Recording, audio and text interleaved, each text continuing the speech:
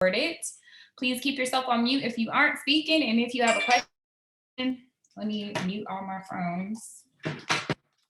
If you have questions, remember to just come off mute so that I know, or you can also drop some things in the chat. If there's anything that you guys also want me to bring up, feel free to kind of dump those things in the chat so I can make sure that I hit them all. This will be more of an informal kind of contract discussion compared to some of the last times I've done this. As far as me, I've been licensed since 2016, became a broker at the end of 2019, and I've been helping Jeremy with compliance for a year now. I also have a full-time job. I work in IT as a project manager. So it's my thing. Systems, technology is kind of my thing. And then outside of that, I also dabble in property management as well. So if anyone has any clients who has a lot of rental listings, I do a lot of rental listings. Let's just say that. This document that I'm going through right now is available to you all. What's in here, I've really kind of dived into each individual contract. Hold on, I'm still gotta let people in here. Each individual contract and kind of things that you should consider in different points of the contract. You got checklists, which are all in .loop. So I don't want to go through this exactly, but I do want you guys to know that this is out here. Outside of that, I also have a, I'm gonna stop sharing for a second. I did also dump, and I don't know where Teresa has stored these. I just know where I can get to them. So I'm gonna jump into another system in a second. Let me just clean off my desktop. Okay.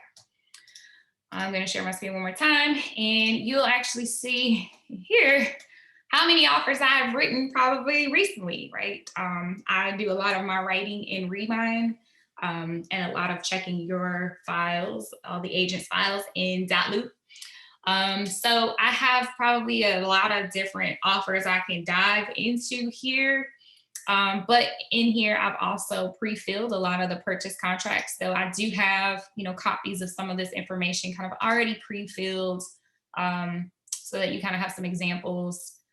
So know that we have that available to you. I honestly don't know where they're stored, but I just know that I can always resend them. So if you bring that up to Teresa or just, private message me on Ring Central or anything, if you don't have a copy of these, I'll be more than happy to share them with you. And it's basically just me kind of walking through each one of the typically your main contracts, exhibits, amendments, and me pre-filling them.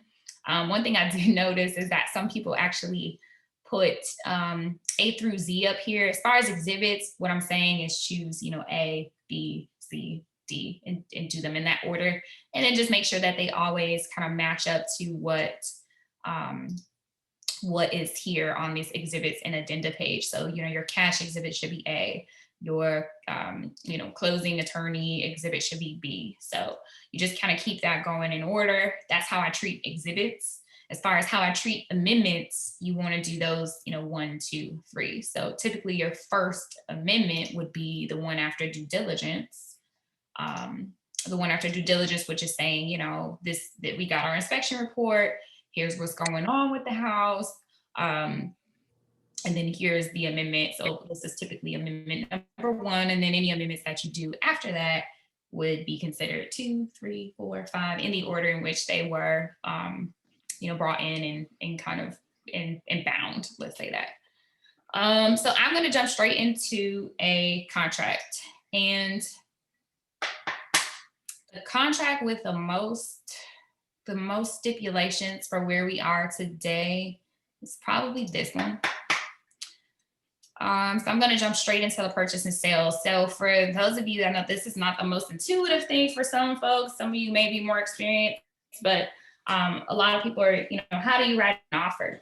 That's sometimes a question for some of the new agents. And an offer is simply a purchase and sale agreement that has not been fully executed. When I say fully executed, I mean signed by all parties. So if we're looking at the purchase and sale agreement, the last page is the signatures. Because I only have signatures on the left side of this document, I know that it's a it's an offer document. If it has signatures on the other side, as well as the left side, then we know that we're binding. At that point, the bottom of this will be filled out. Hey, we've got a binding agreement date. It's been filled out by whom? And then now we're under contract, and it's time to get the balls rolling as far as contingencies, different finance contingencies, anything that's going on within the contract. So when you're writing an offer, you're essentially just firing off purchase and sale agreements. Now, there are special cases, which we won't get into too deeply here. I'm really going to focus more on residential purchase and sales. I know someone mentioned the land. I may be able to dive into that, but that might be more of an offline conversation. We'll see how far I can go in the purchase and sale contract. So jumping to the top page, so this property, I'll bring up the property just to kind of bring the point home. So I'm just going to log into FMLS, and let's say you've been sending properties off to a few of your clients, and then eventually they say, hey, I'm really feeling this townhome. It's the Wani. It's super cute. It's got all the space we need for our kids in them. And hey, I want to submit an offer on this property. So typically, what you would do is dive into .loop. So if you hold on, I gotta add somebody else in here. If you were to go into .loop and create, let me see if I can find one, test buyer. I'm gonna pick on this person for now because it looks like it's clearly up to date. So if you were to go into, going back to the screen, this is kind of what your screen looks like when you first get into .loop. You would hit add loop, and then you may not have a property tied to this person yet. So typically I just go with the client's name at first and just make it, Jane Doe. And then once I hit continue, you have the option to choose which type of loop it is. So if you're representing a buyer, you got the buying loop. If you're representing a seller, you got the listing loop, referral loop. So all of these loops actually have documents tied to them. So if you choose the correct loop template, it should populate your loop with the documents that you need. Sometimes there are some special cases. One of you, I think it was Ayana, brought up one like USDA. It's not a real popular one. I actually haven't touched that exhibit before, just being honest. So some of those documents may not be in there, as well as, so going back to Dustin's example, some of the exhibits may not be in there, like for example, cash. You'll see the conventional FHA and VA in here, but say if you needed another one, you could just come out into add documents, go into templates here, drop into your GAR. Of course, you will need to have your Realtors Association NRDS number in order to get to this document. But if you search for cash, you'll see cash. Ayana brought up USDA. You'll see that one there as well. So there's other documents in the background here, but we typically like to kind of pre-fill the most popular ones first. Same thing for the land contract. If this was for a land contract, you would basically come in here as well. And you can look at, I don't want to play around in his lot. I do want to play in here, but he might get lost in the sauce. Actually, no, let's just go ahead and do it. Land. So there's a land purchase and sale agreement here, there. You can see that one is in there. I'm gonna just drop this in here so you guys can kind of see the difference. But then there's also a lot one. And there are some slight differences there. So I know that these are here for me to come back and play with, but the bigger point here is that most of the documents that you need are just gonna automatically be pre-filled into your loop as soon as you create that loop. So typically when I'm starting working with a client, I'm gonna create a loop for them and get some of these agency agreements out of the way. So I typically, group these two for a buyer, and I'm gonna first get them on a buyer agency agreement, as well as get them to sign our inspection disclosure, which just reiterates the importance of them having their home inspected. Don't feel like you have to have an address in here. Most of the time I put TBD in here and then put the buyer's name in there. And then I may just ask them like, hi, one of your, immediate expenses out of pocket is going to be your earnest money deposit, as well as your home inspection. If you choose to have a home inspection performed, do you want to have one or no? And then if they say yes or no, I may just come in here and pre-fill this out for them.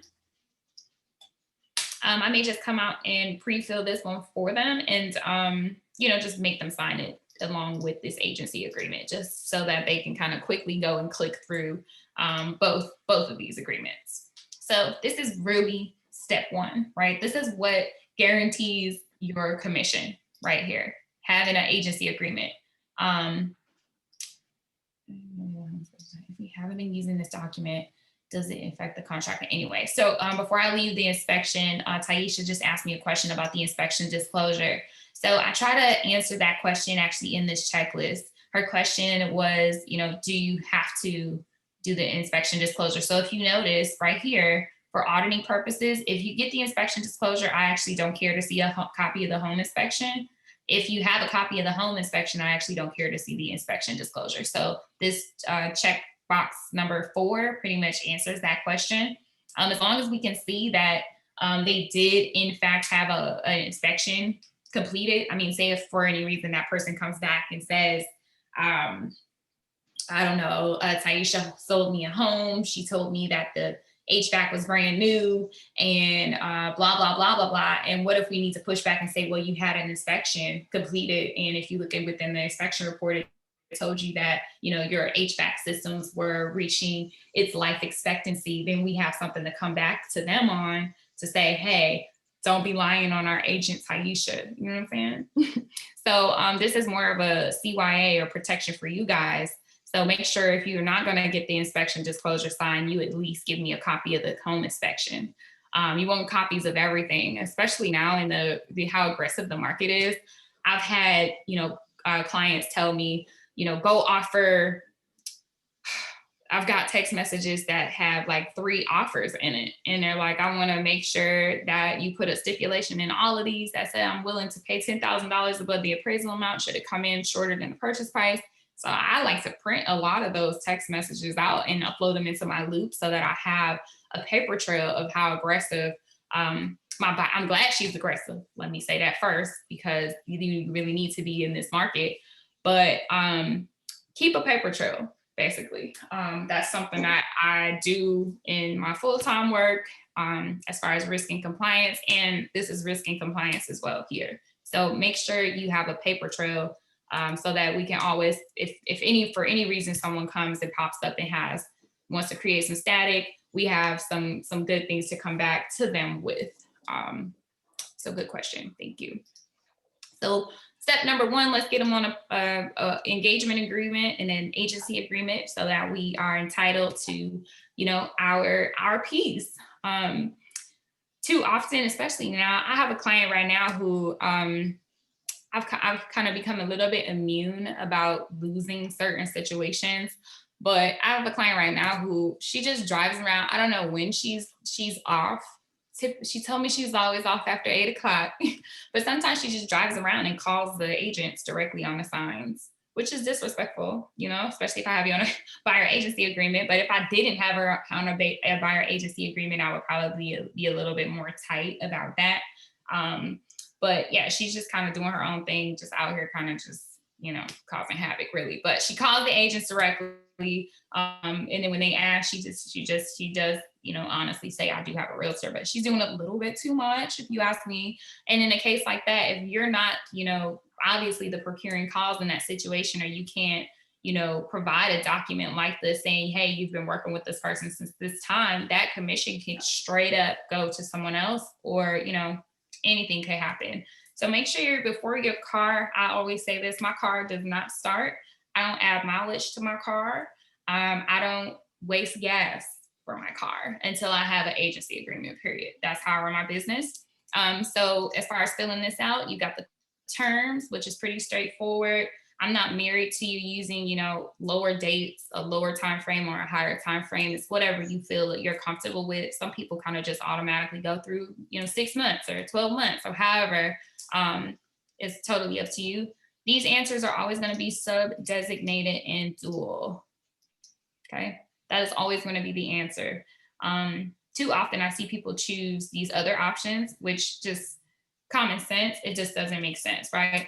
We offer to help buyers, we offer to help sellers, we offer to help tenants and landlords. So by selecting any one of these, you're basically telling your client that we actually do not offer those agency relationships. So let's just not do that, okay? Typically here, this is where you indicate, what you're entitled to as a buyer, and that's 3%.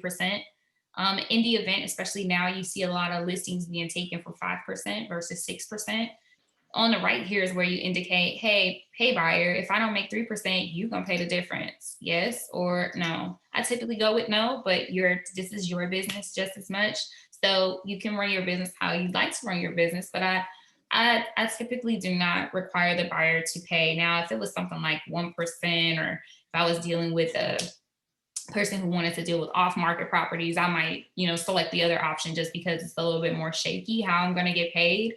But if my client finds a home and the commission percentage is 2.5, I'm not going to. It's not their fault, so I'm not going to charge them that. Here, as far as like if they were to say, I don't want to buy, this market is just too ghetto for me. They may go and lease something. If you want to be entitled to commission in the event that they do that, then you will need to fill out number 5. Typically what I say is just as advertised on the rental listing, just because those numbers can also be very different. You guys have probably seen that working with renters is just the same amount of effort as working with a buyer, but the pay is definitely not the same amount. And it's very all over the place. Sometimes people are paying you your fair share, and then sometimes I'm giving you $100. And so at those moments, you might just want to refer that person out. Or if you want to get that experience, that exposure, actually get out there and tour and put stuff on your social media page and have some marketing to go around, you can use those as marketing, experiences as well.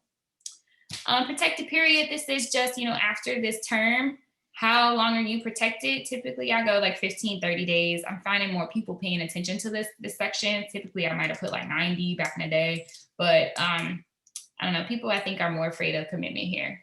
Just gonna be silent until we working as well. No. So Taisha just asked another good question. This is a buyer brokerage agreement. So let me go back to my agency agreement, and then I'll come back in here.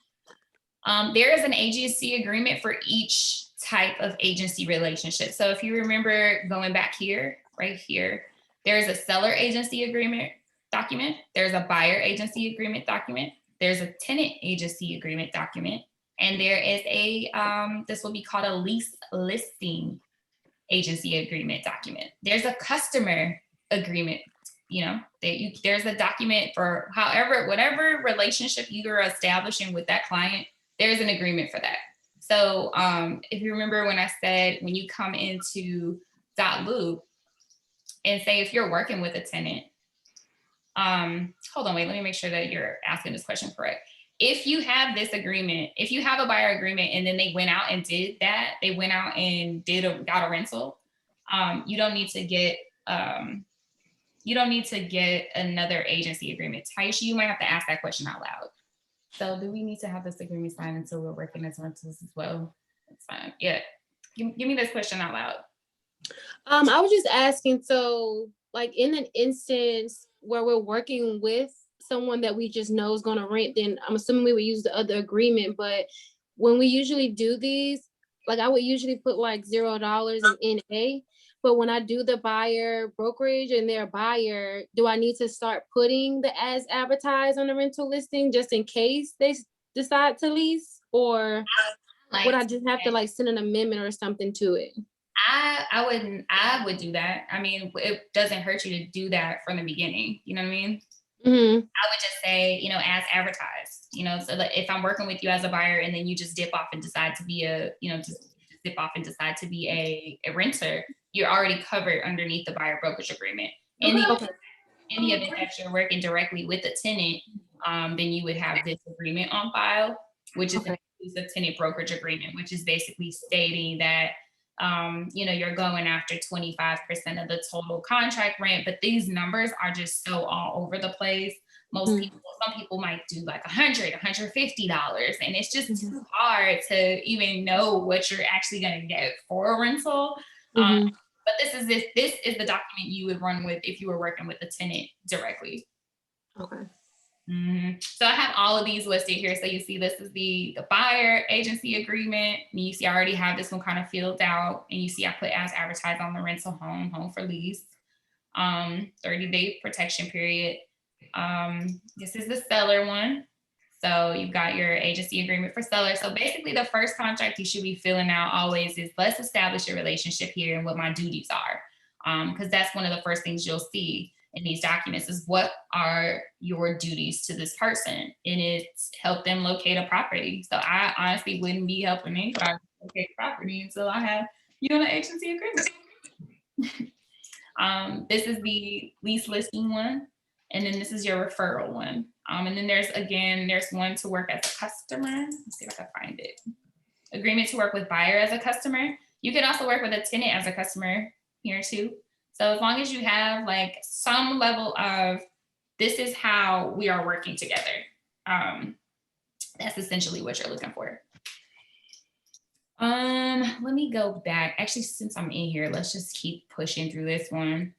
So 3% as advertised. Like I said, I just feel better with this here because I don't know. Especially now, some people are just exhausted with having to fight everybody for the same house. So they might just, you know what? I think I'm gonna rent for a year and just, try again later. Then I would be covered here. All this is legal jargon.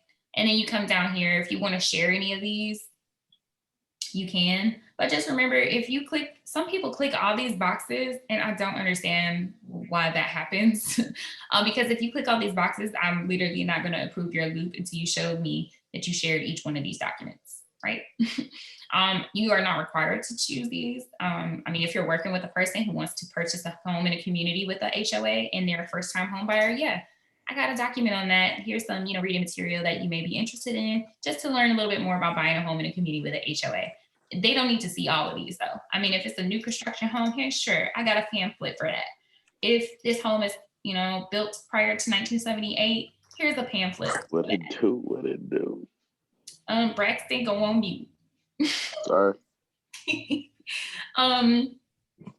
So yeah, just if you want to further explain agency relationships to a client, you can go ahead and do, ABC, but don't click through all these. That's just too many brochures, and I don't know if they're really going to read it, honestly.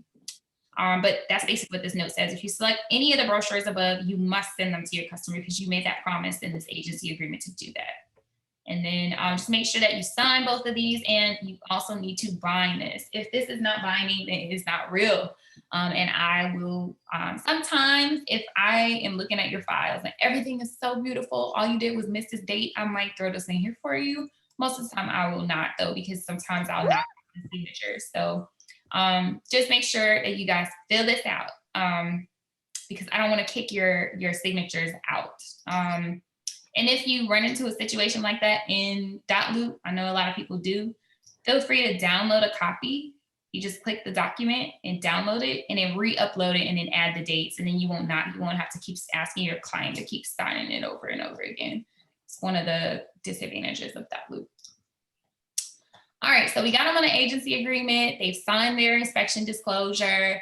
Now it's time to make an offer. So let's get into an offer, going back to this page. So we're in the purchase and sale agreement. We've identified the address, the date, the tax ID number. If you're unsure where to get the tax ID number, typically if you're looking at the listing, that information is provided right here. I would click on it, but it's probably gonna kick me out or remind, which I do not like. Oh, I can open as a new tab. Let's try that. So this is the tax ID. So you would just make sure you plug that information in here while this is loading. I'm telling you here. Oh, Deidre, can you go on mute?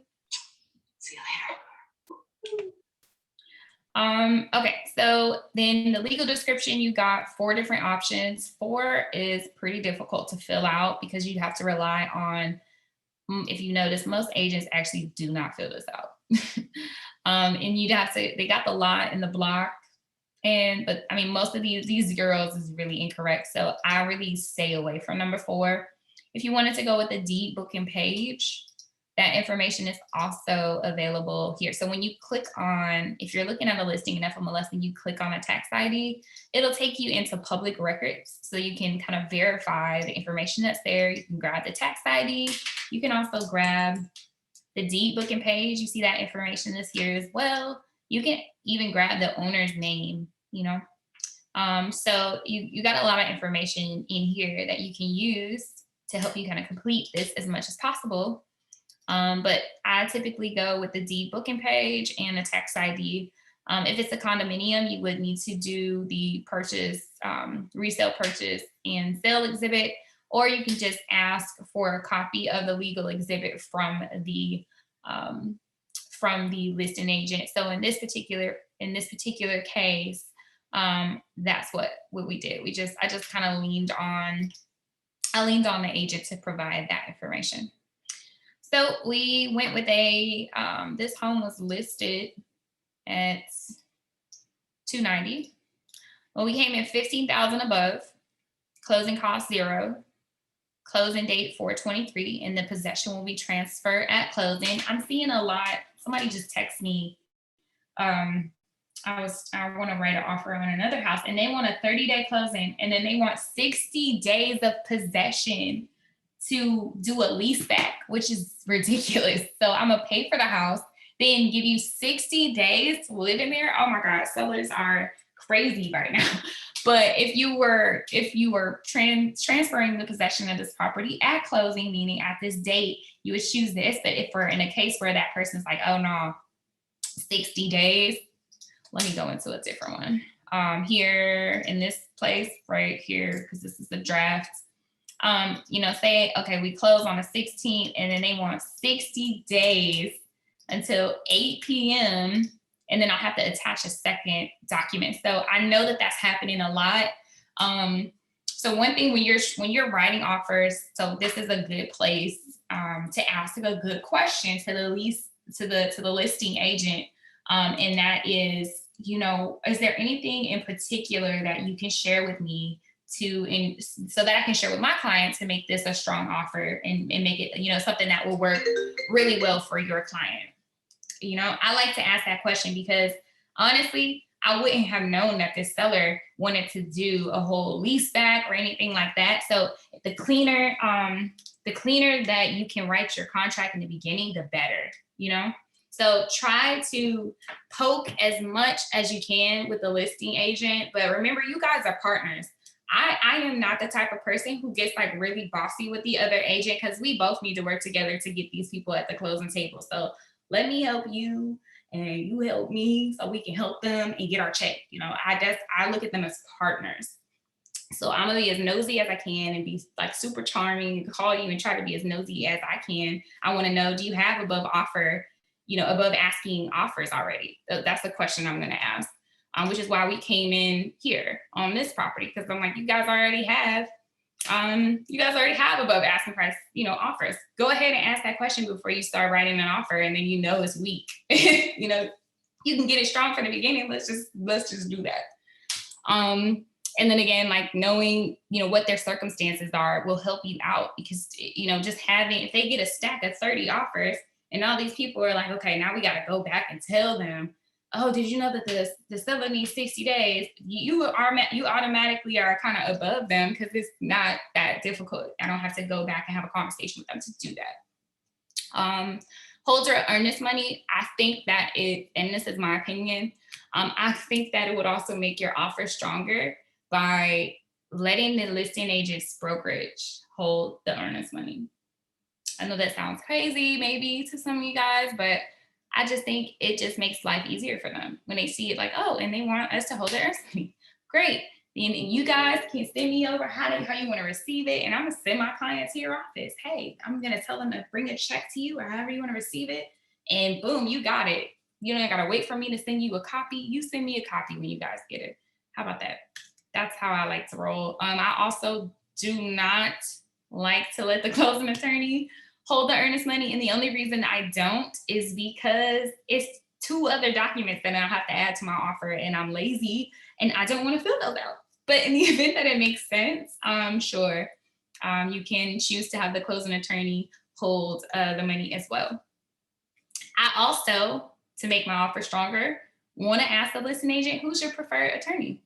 And I'm going to go with that person. I know we have a preferred attorney, and that's wonderful and great, and they do a great job. And whenever I have the opportunity to drive that decision, I will drive that decision. But if I'm trying to put my offer in the middle of 40 other offers, I'm going with whoever you like. Who do you love?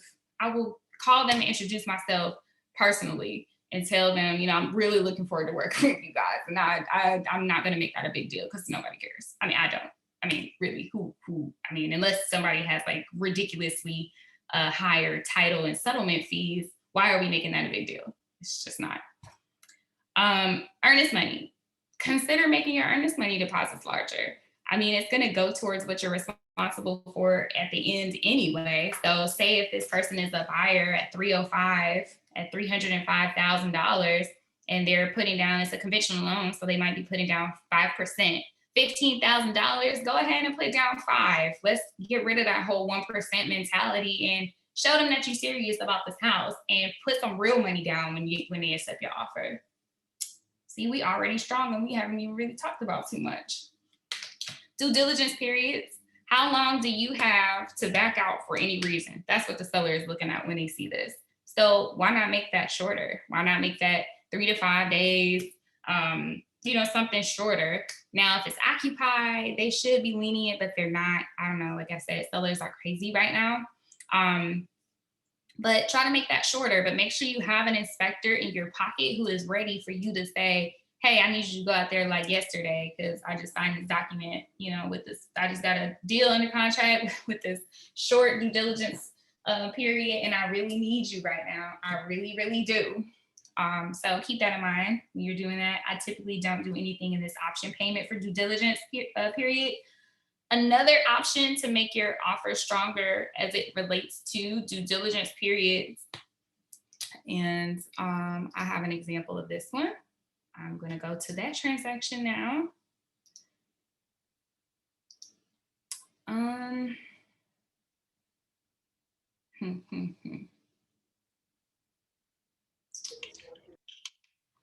It is called a right to request. Let's do that. Repairs. All right. So instead of using a due diligence period, now just know that you're going to have to, this is for a person who is not afraid of putting a little sweat into their home. That is the first thing you're going to have to make sure that your client understands. This is not for the person who's going to see an inspection report and think they can, go ahead and request everything on it just because they're upset that the toilet is loose. Like this is not that. You cannot be prepared to really sit your client down and say, if we go with this, it's going to make our offer stronger. However, you cannot ask for too much once you get that inspection report. Now, basically what this says is basically no due diligence period, but it's giving you the right to request repairs. But the type of repairs that is, it has to be things that are, defects. This is where that is defined. It has to be things that are lead-based paint, like hazards, like imminent risk of injury to a person on this property, or a violation of a governmental code or regulation or something like that, or, some termites or some pest that is literally ruining the house. I mean, it is very specific to those 3 items. So when you see a loose toilet come back, you have to just I feel so rude working with a lot of my clients right now because, you have to be curt with them. Otherwise, you're going to waste your time. And I don't know, my time is valuable. And I think that everybody on this call, y'all time is valuable too. So make sure y'all just set the stage. Just set the stage for these clients right now, because you will get outbid and somebody will come out with some stuff that you'll be like, wow, if you get a cash offer and they don't have any contingencies, you can't compete with that. So again, in 40 offer scenarios, if you love this house and they did a good job on the renovations, let me just get you a home warranty. And then if you see anything crazy like termites, like health hazards, we request those things and we move on so you can get started creating new memories with your family at this new address so I can find my next crazy person a house. You know what I'm saying? That's what we want to do. So this is an option for you if they can accept that. If they can't, then they're not ready to play this game right here, which is property sold with right to request for repairs. It's just an extra exhibit and you get rid of the due diligence period. Let me go back to my friends over here in Sewanee. I didn't do that with these people, but I wanted to stop there and just let you guys know that you can get rid of the due diligence period and still request repairs, but those repairs will be limited to the defects defined in that document. Lead-based paint, you guys should know that if it was built before 1978, you need to have the lead-based paint exhibit. If it wasn't, don't worry about it. Here is that situation where you're kind of stating that this person is your client. If you check the box that this is your client, you better have the agency agreement. If you don't have one, working with them as a customer, remember I showed you that document. However you want to play this, do it. But just know that you should set the tone of your relationship with your client before you start acting in any capacity for any person, period. Here I usually put none known. Is there a question? Yeah, sorry, with the lead-based paint disclosure, they gave me one yesterday, but I needed to add the initials for my buyer to sign. Where are the I just want to go over that again, how to add initials later on, and where should the main initials be? All right, so I just did this. I'm going to not save this. So let me go into an example. I don't remember the address. I'm gonna go into myself for a second because I do not remember that address at all. Here we go. All right, so they gave me the exhibit. You see, I just dropped it into .loop. Boom. I opened it. You could tell this is not me. I did not do this like that. But you click add initials. Boom, and we're gonna drop them. So if the buyer, this is the buyer section. If the buyer has received, any of the information above, which if they said there is no information above, they need to initial first there. Buyer has received a pamphlet of Protect Your Family from Lead in Your Home. Yes, he has. Initial there. If they received any, so this says received a 10-day opportunity or mutually agreed upon period.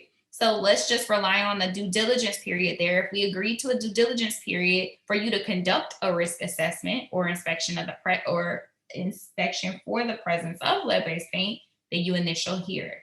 You cannot initial here and here. It's here or here. So typically there should be 3 initials for the buyer here.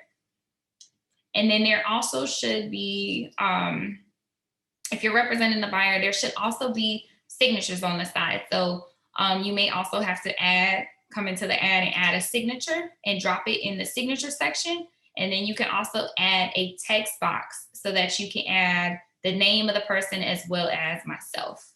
And that is how you make that happen.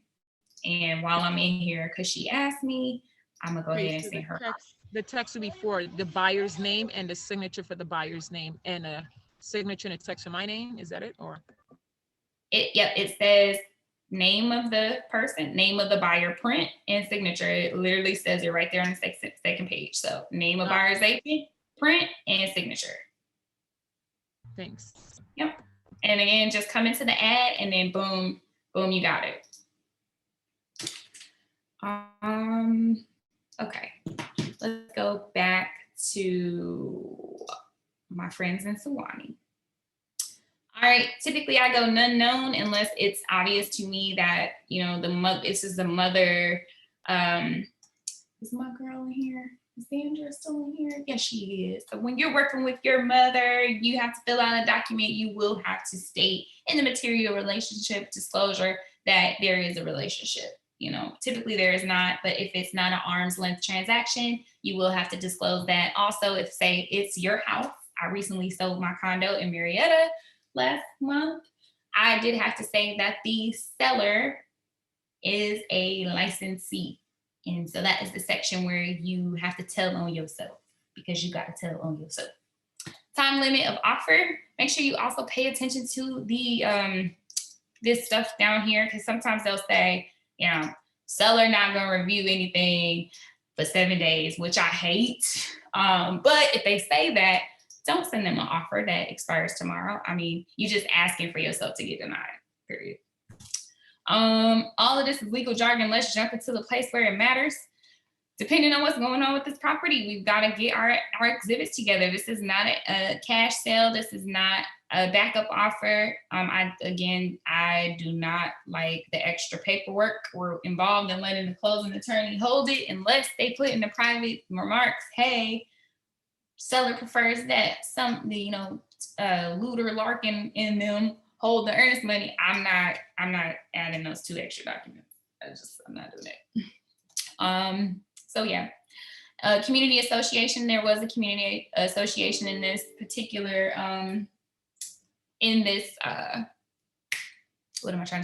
agreement. So I made sure that I brought that in. I needed a legal description because I chose attack. I chose the number 1 option here. So I needed a legal description. So I made sure I brought that in. This was an FHA loan, which that's a whole story behind it, but I'm not going to share that. And then the seller's property disclosure that was available. So you see, I went A, B, C, D, and then I picked those out. So here's my A, which I added text at the top to say Exhibit A. And a lot of people miss this, but every time you have a document that is a legal exhibit, you do need initials from both the seller and the buyer. So I made sure that I added Exhibit A to the top. You see here, I'm working in a Remind, but it's the same functionality over here in Dotloop. You would just use the add functionality, and then you would add initials over here as well. That is a properly executed, legal description right there. FHA loan exhibit, typically here, he's putting a lot of money down despite it being an FHA, which is a whole story behind that as well. Hold on, this client has texted me 6 times.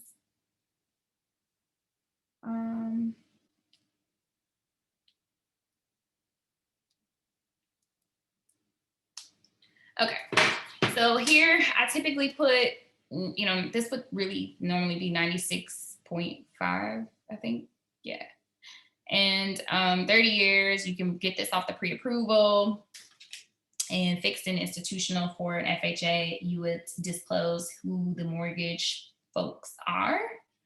And from here, you can talk to the lender and ask them, how quickly can you close?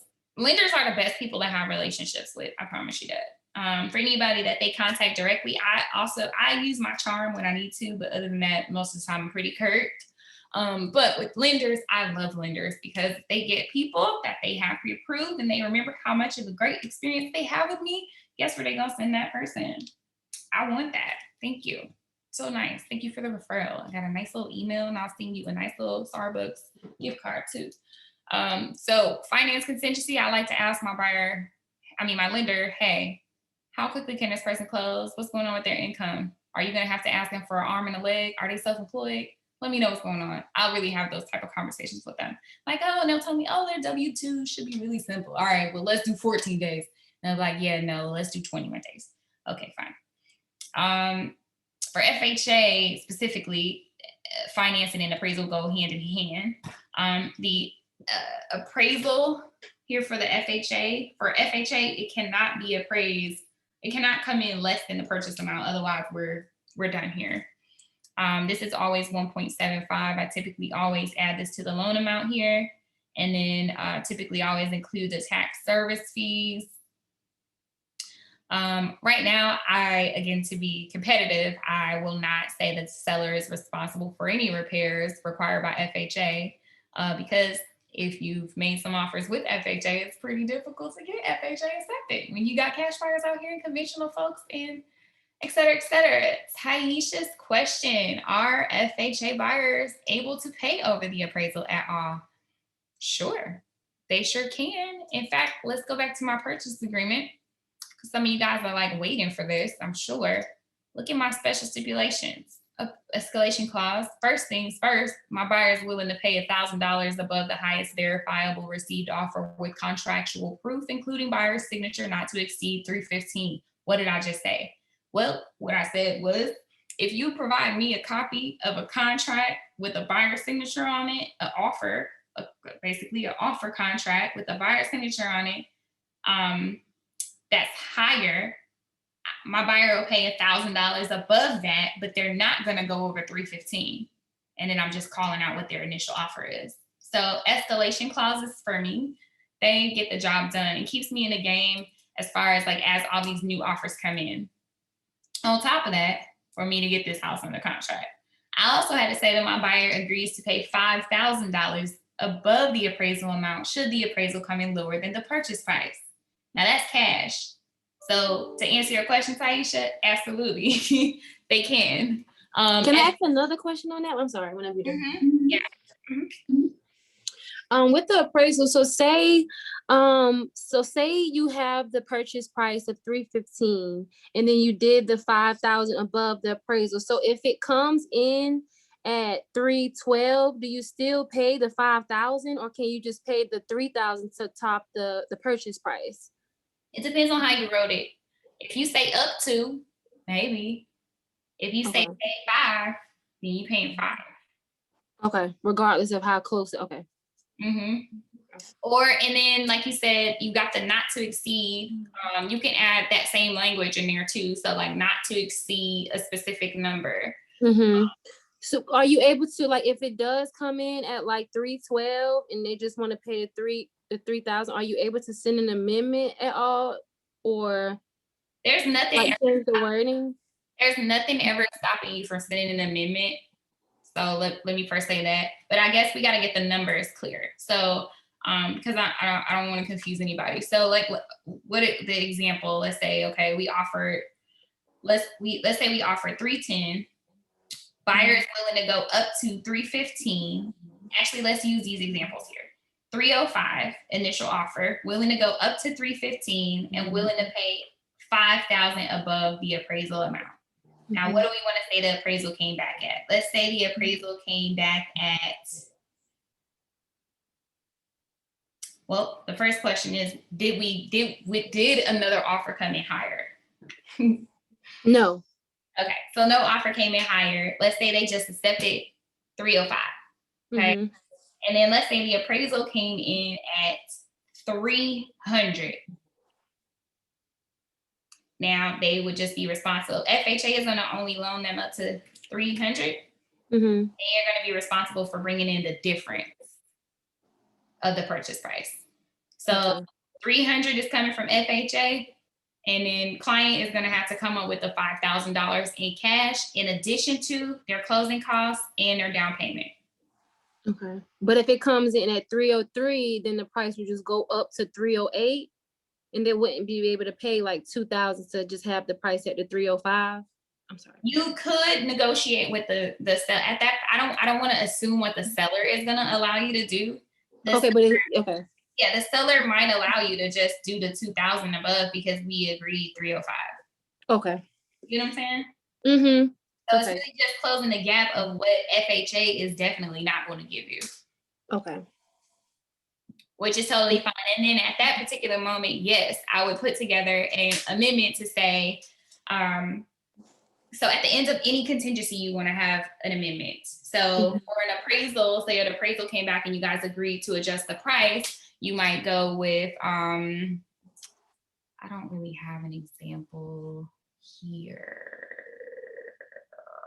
I could play in here. This is like the messiest loop that I have, so do not get caught up in how this looks.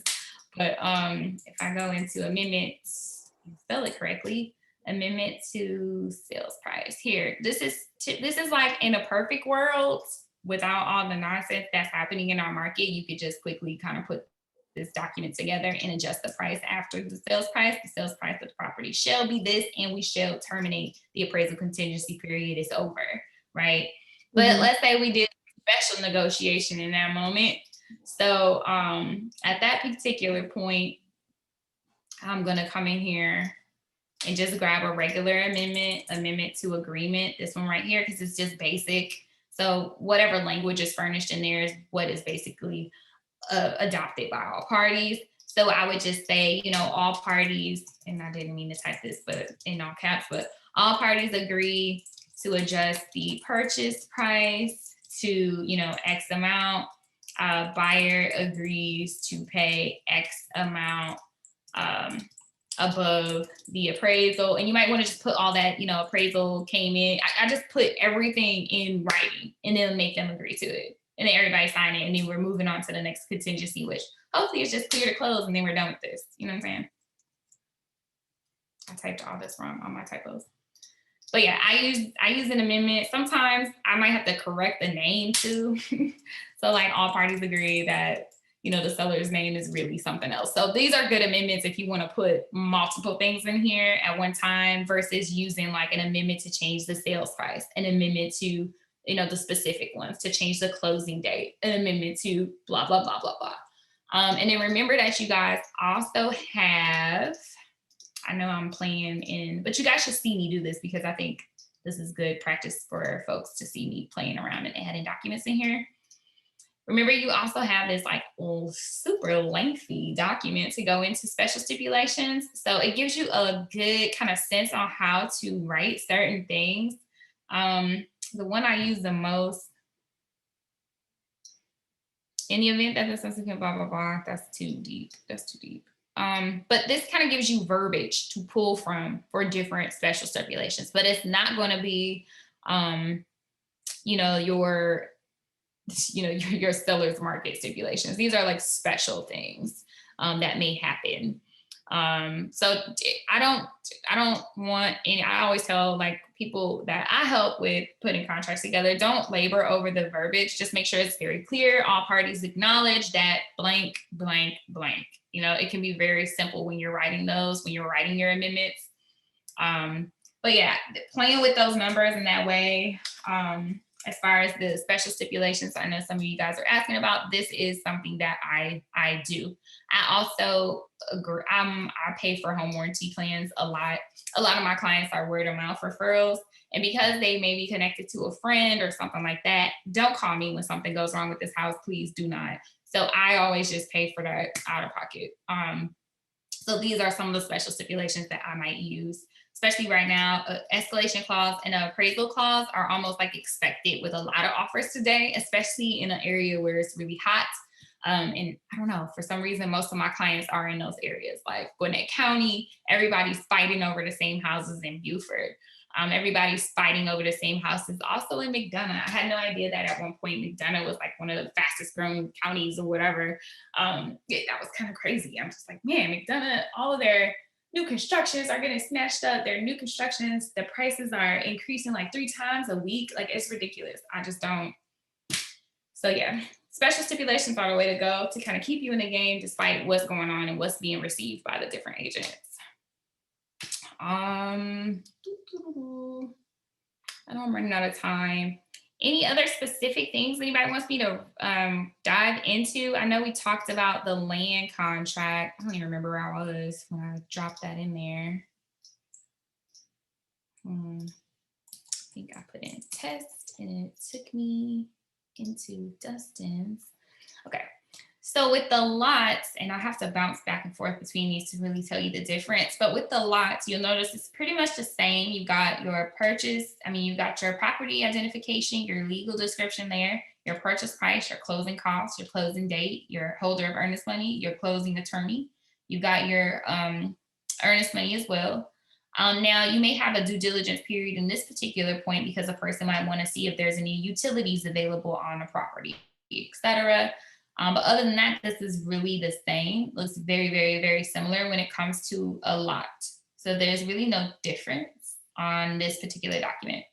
It's when you're purchasing land alone when it gets kind of different because in this particular case, you may not have a due diligence period, but there is a space for one. You can still do the same thing. You can assess whether not you may not have a due diligence period, but you may not have utilities or things like that. So of course they will want to use a due diligence period to kind of see, is it fit? Is it flat? Is it zoned properly? So you get different questions here, like is the property currently zoned blank under the zoning ordinance of blank? Can you assign this contract? Other than that, and this one right here, that's kind of like, this one is squeezed in here, this number 2. A controlling survey. Are you going to get a survey of the land so you know where the land stops and starts? Some of the questions are a little bit more tailored directly to a land contract, but those are the only difference: the assignment, the property zoning, and the acreage survey. And then let me scroll back up. Yeah, those are pretty much the only differences. And then this kind of pushes off to the next page, but this is the same as the others. And then, yeah. And then you got some other kind of documents here. That's all. Title exceptions pertaining to the property, special warranties, if anything special, some special circumstances that come with it. You don't have like all of those other documents listed here, but they're pretty much the same as the purchase and sale agreement. It's just a couple different questions that may apply, and that's the zoning, the assignment, and then whether or not someone is going to get a survey or not, just so that it applies a little bit more directly. So that's that. Let me get this out of this person's stuff. Yep, no problem. It's very, very similar. The lot is almost too similar to the purchase and sale agreement to even make it relevant. And then the land one is the one that has the special stuff. I'm gonna forget that, so hopefully you wrote that down. I have a question for you for the contracts. You know, the bottom where we pre-populate stuff. When I pre-populate my stuff, everything comes up except the office. I stepped up for a second. I don't know if you went over there. The broker's MLS office code, the broker's firm license number. Is there a place where you can direct us to put that there so I don't have to write it in all the time? If you figure it out, please let me know. Another thing that I don't have to deal with by using a different system. If I go, what she's saying, so if I'm opening this up and let's say I come and do autofill and working with the buyer, it's me. The buyer broker is our Georgia office, and I go autofill. It's gonna put all the information in here except for this section. I have no idea why that happened. Okay, that's fine. I was wondering if I did something wrong. I do know it by heart. It's always NOAL01, and this is 75043. And then honestly, Number. I'm gonna teach you the right way. You can get the number off like Google or whatever. I don't really know the number by heart, but I just go and copy and paste it and just drop it in there. But I have no idea why that's like that. If any of you, like I said, want to get experience with Remind is totally going to do that for you, which is why I like Remind so much. But then also I like Remind because dot loop okay, so this is like my own opinion now, guys. I'm kind of taking you guys off a little bit, but dot loop, you'd have to do a loop for each address because I don't know if you guys, recognize, but dot loop is tied. You can tie your loop to an address. So in a situation where I'm just firing off, like if I could show y'all a loop where I think I wrote probably 13 offers for that buyer before it was actually accepted or before I really got them under contract to do anything. So I would have had 13 loops for that person. And I just can't. That just is making my head hurt just thinking about it. So if I start a transaction, just to show you guys how this works, if I wanted to write write an offer on a house directly from FMLS, I can click create a transaction and it'll take me here. It's a Remind, and it uses a single sign-on from FMLS.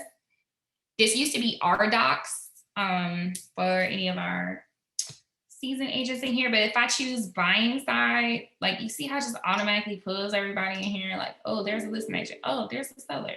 And then I can just put in, hey, there's me, I'm gonna buy some stuff. And then I go next, like it pulls in everything. Like, so I'm just gonna show you an example. But you do need to know all the documents you need by heart. That's why you would have to be more experienced in your contract creation to really live in Remind, because there's no guidance here. You just have to know which documents to pull. But I do love the fact that you see it fills in everything. I didn't put a single piece of that information in there. So once you get experience in dot loop, and you can kind of use other tools that are available to you guys for free, but you just need to know which documents you're going to use. Or if you want to just write them over here and then download them and then push them over here into dot loop, you could do that too, whatever works best for you. For me, like I said, I just write too many offers in one sitting to really just have several different loops for each one. And then I like the fact that I can actually delete them from over here, where you can't delete a loop. A loop is there forever. And for dot loop, you can archive it and you won't see it anymore, right? Yes, you can. But it's still like there. I typically ask people to do that. I really, really, really don't like having to do that for agents. Like if you're gonna ask me to take a look at your loop and then I see, you know, the same document maybe 4 or 5 times, one with one person's signature, another with somebody else's signature, just please go through your loops and just archive what you don't need. So for example, if this person is not going VA, let's get it out of there. If I am in my own things. So typically towards the end of the transaction, see how clean this is? This is how my stuff looks.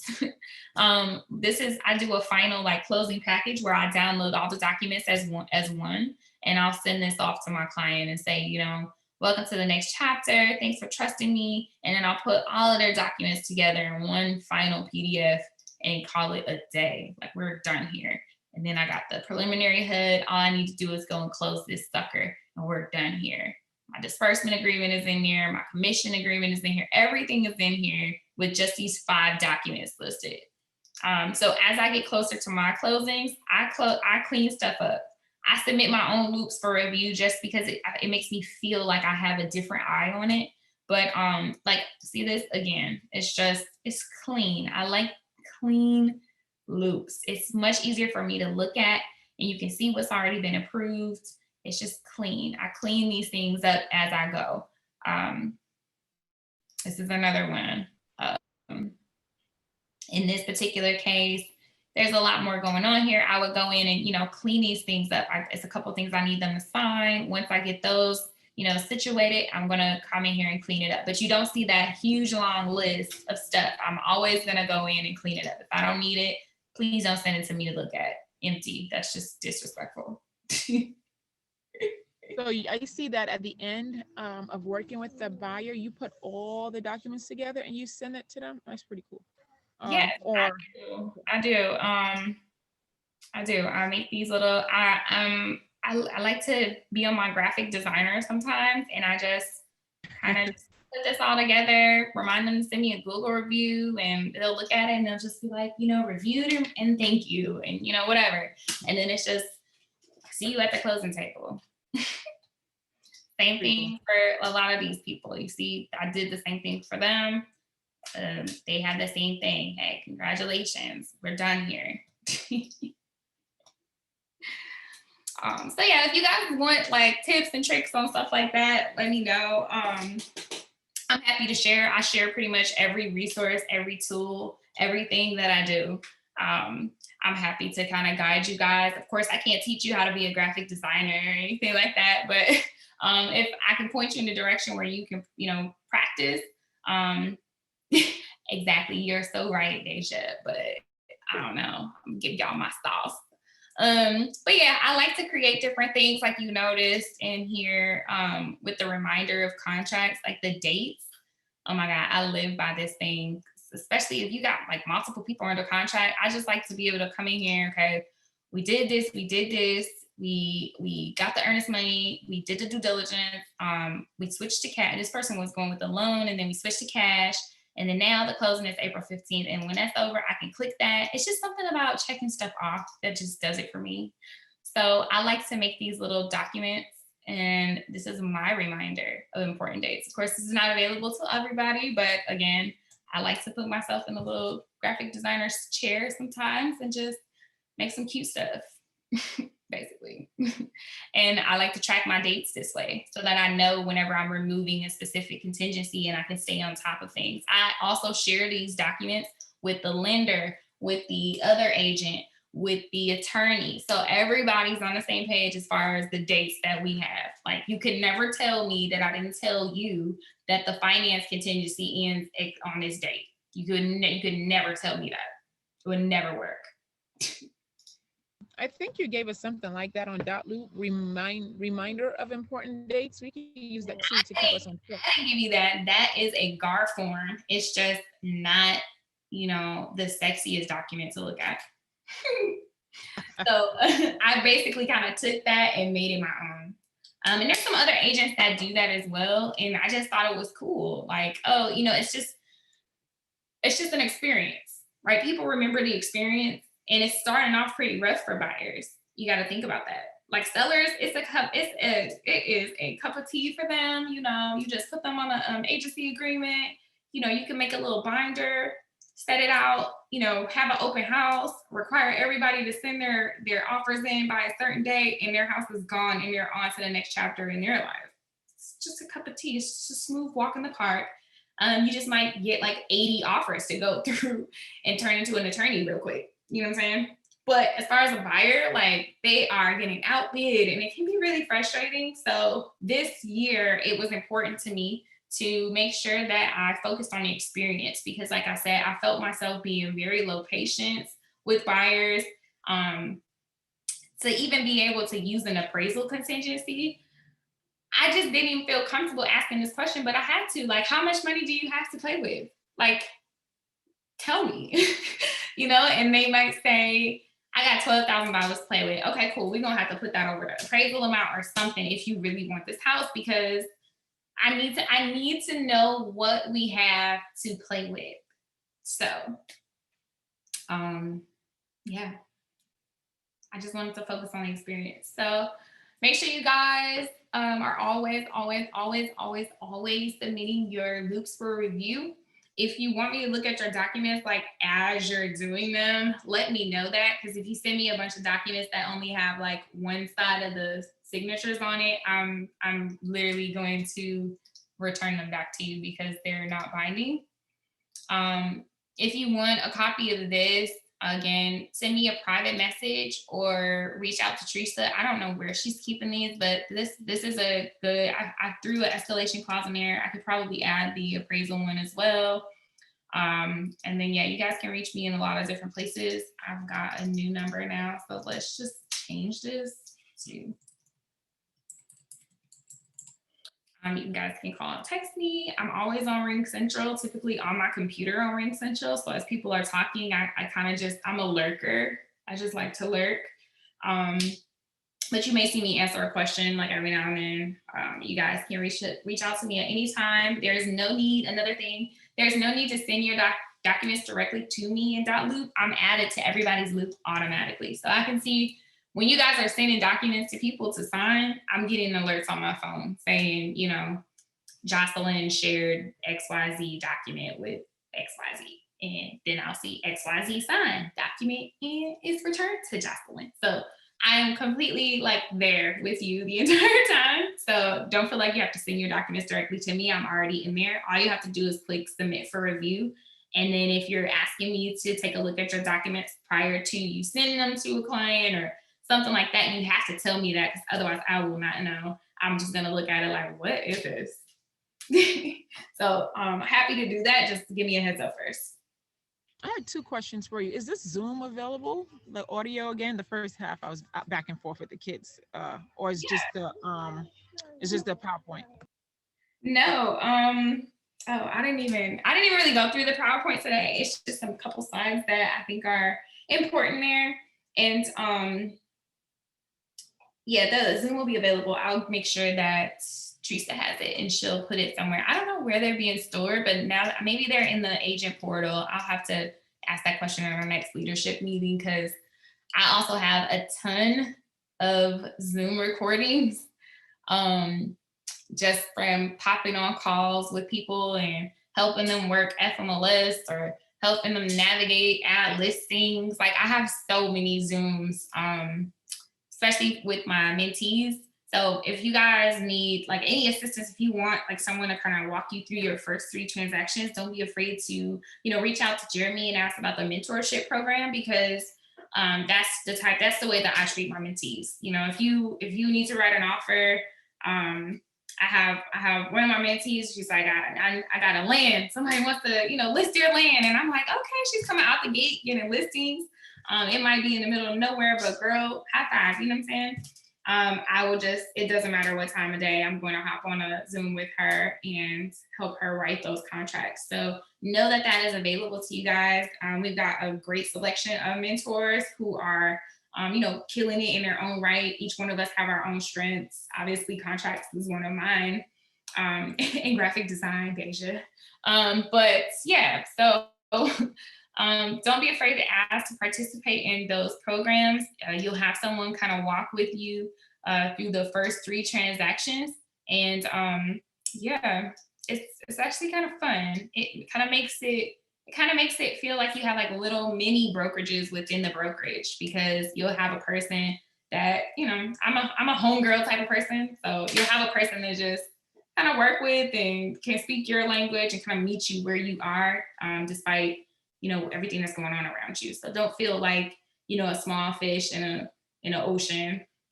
You can definitely attach yourself to a mentor who has a smaller group and can really pay attention to every step, every person that you're working with, and kind of help, just demystify the whole process around whatever you got going on. So reach out to Jeremy if you're interested. And yeah, any other questions?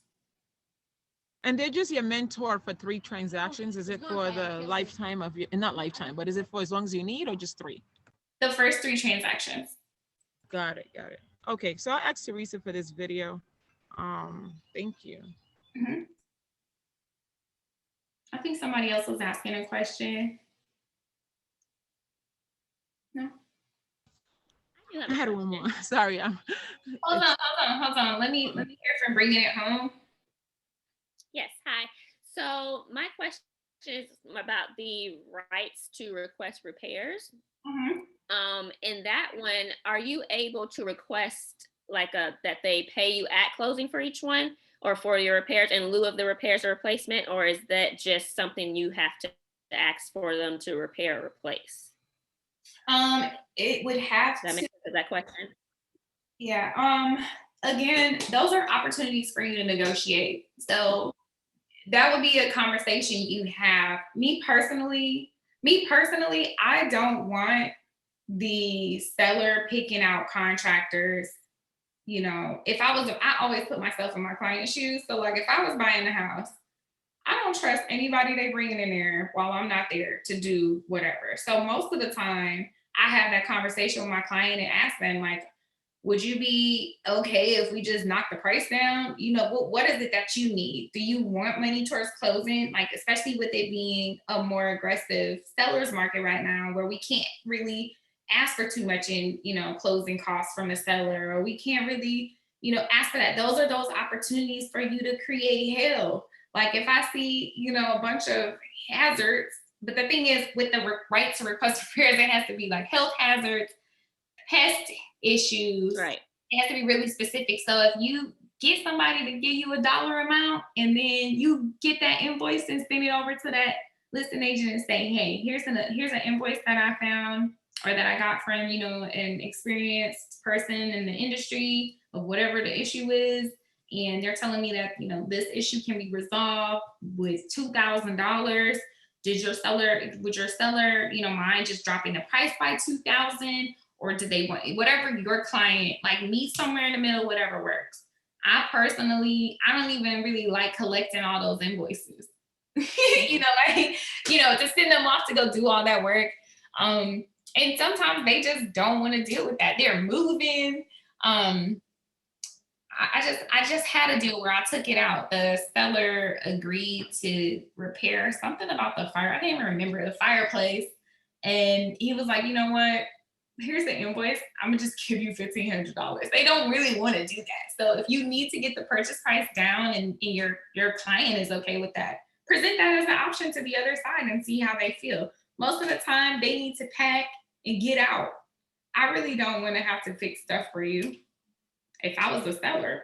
So yeah, let's get the buyer's mortgage note cheaper and see if she can find somebody to do it cheaper. Buff the price up a little bit. Always ask for more first. That's what I do.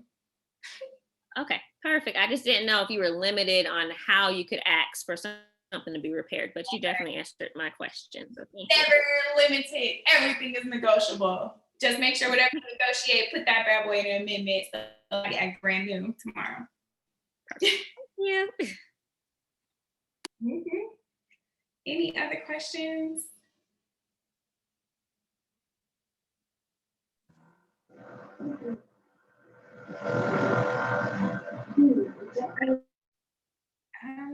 that one. Okay, Miss Walker, you got another question? Yes, I got a little shocked because I was asking so much questions, but I wanted to know, what would you recommend if you were doing a purchase sale agreement with the buyer? Would you, after your buyer signed, will you send that copy to the seller, the listing agent via Loop, or would you download it after your buyer sell, PDF it, and put it in an email in a presentable form? So I just wanted to know what's like. I know either way is okay, but what's best? I'm gonna tell you what I would prefer if I was receiving. If I was the receiver, sometimes you'll see a person who's like, "Listen, I am not .loop friendly. I am not Remind friendly. You better send me that stuff as a full PDF." Like, I'm pretty sure I have an example of a person like that. So that's why I said, make sure you read the comments in these listings. I'm trying to find an example. Submit offers to preferred closing attorney.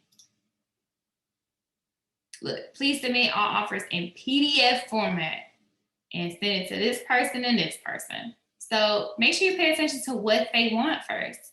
You might have a conversation and introduce yourself. Hey, I'm getting ready to send an offer. Look, please email all offers as a PDF attachment. They will tell you this. They will literally tell you. They will put it in the notes. I hate .loop, but they're not gonna say that. It's just gonna say not .loop friendly. So do what is best for them. Do not annoy this person. You want them to select your offer. So be a courteous agent. Call them and ask, how would you like me to send this offer? I know some people like .loop, some people don't. So I just wanted to make sure I did this as easy as I can for you. Me personally, I'm so scared to look at my inbox. Hopefully it's not crazy. Yeah. Okay. I typically do both. The reason I like to do both is because so I have like templates in my Gmail where I'll put this in here and it'll populate, hello, thank you for allowing me to make an offer on your listing. Please see attached for my client's offer as well as their pre-approval letter. And that's how I do mine. And then I'll put the address in here. And boom, I'm attaching stuff. But I'll tell you why I like to do it through Remind. Because I can see what y'all did. Like, ooh, baby boy just opened my document. It just gives me more, I'm nosy now. So, ooh, I see you opened it, why you ain't signed? Then I can reach out to you and say, hey, you got any questions? Why don't you sign my document? Same thing with .loop. You can go into .loop and actually see, hey, this person touched my stuff. Like, this person opened this up. This person, where is it? Activity log. I can look in there, hey, I viewed this, I viewed that, I did that. Then I come down here, oh, this is me working as Norman. But I can just see the things that are happening in here. Like, oh, Paul viewed my document. For real? Oh, look at him, look at my termite letter. You know what I'm saying? This person viewed this document. You cannot tell me you did not open the document because I can see it. So despite them telling me what they do or do not like, I always send it via email to make it simple, but I might also send it in a different format. It just depends on what they're doing. So I don't think one way is best. I think the best thing to do is ask that person how they want their offer. And if they told you in the private remarks, do not ask them that, because I'm gonna look at your name and your number and be like, oh my God, that's that chick who asked me. That's that chick who asked me. Not in the document when I put it in the private remarks. I gotta really pay. That's funny. Thank you. Any other questions? Appreciate it. Private remarks is where it's at. Please do not ask those people anything that they put in the private remarks, period. Don't do it. It's just not a good look. Anything else? All right, you guys, hope this was helpful. Again, you guys know where to find me. I am lingering at all places at all times. So I'm going to stop the recording.